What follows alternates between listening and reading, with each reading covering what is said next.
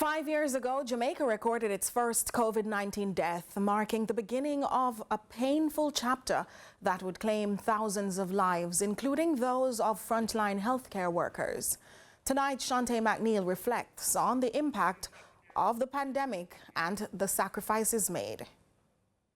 It's been 5 years since Jamaica recorded its first COVID-19 death, an event that sent shockwaves across the nation. Fear gripped the country as the reality set in. The virus was here and no one was truly safe. But when news broke, the government moved swiftly, with the Ministry of Health hosting an emergency media conference urging calm while reinforcing safety protocols and the importance of avoiding stigma. Now is not the time to panic. Now is the time to act.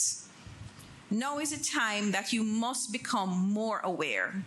You must become aware of the personal measures that you need to take to protect yourself. We have to be cautious around how we manage the information and how we create any sort of anxiety within the public. As the weeks turned into months, the death toll climbed. Over 3,400 Jamaicans would ultimately lose their lives. COVID-19 spared no one, young or old, rich or poor, healthy or sick. Healthcare workers bore the brunt of the crisis, risking their lives to save others. But behind the mask and the daily fight, their own well-being often took a backseat. General practitioner Dr. Garth Ratchery, one of the many doctors who contracted the virus, recalls the fear that came with it, especially being in the age group said to be most vulnerable to the virus.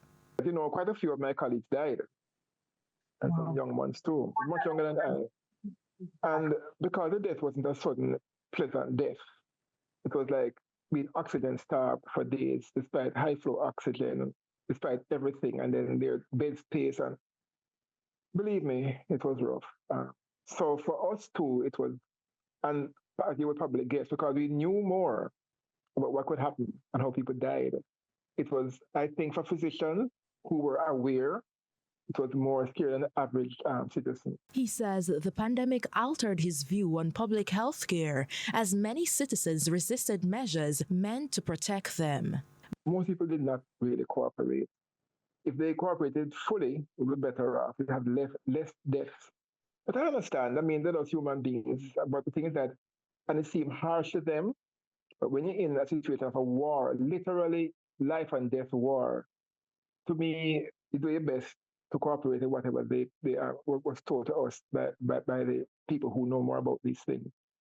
So public health, yes, but there weren't enough ways to sort of get people to adhere. By May 5, 2023, when the World Health Organization declared COVID-19 no longer a global emergency, Jamaica had recorded thousands of deaths, including numerous healthcare workers.